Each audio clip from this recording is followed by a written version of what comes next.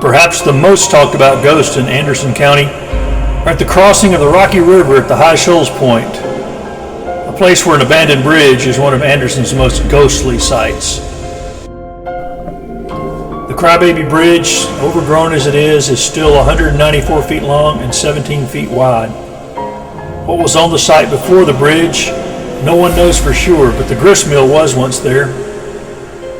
The haunted history of Crybaby Bridge, though, began way before the bridge got to Anderson. In 1919, when the bridge was being built in Virginia, Mally Richmond, one of the workers on the bridge, fell to his death 13 days after the birth of his daughter Maya.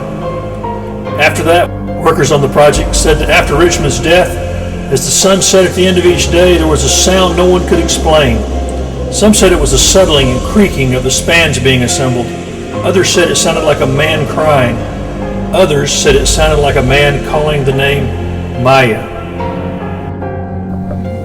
When the completed bridge was taken to Charleston, it was used there until 1952, but people in Charleston commented on the bridge as well.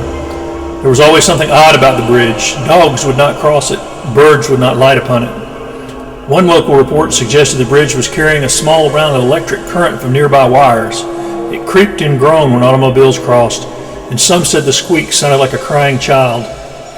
Many folks in Charleston avoided that bridge altogether. But when Crybaby Bridge was moved to Anderson in 1952, new stories were added to the legend.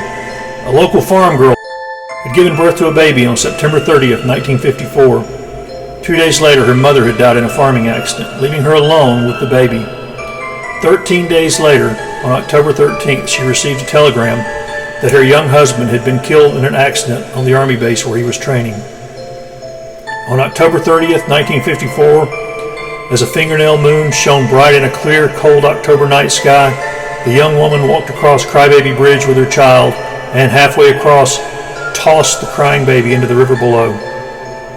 She was found weeks later hanging from a rafter in the tiny sharecropper house where she had lived with her late mother. The following October, neighbors began to report hearing the sounds of babies crying around the bridge. The sound would carry late at night across the fields and into the woods and through the surrounding countryside. People who regularly traveled the bridge began to report seeing a woman standing on the side of the bridge, looking into the water below. Some said the figure was saying, "I killed my baby." Others, "Don't cry, baby." Both were followed by the sound of a baby crying.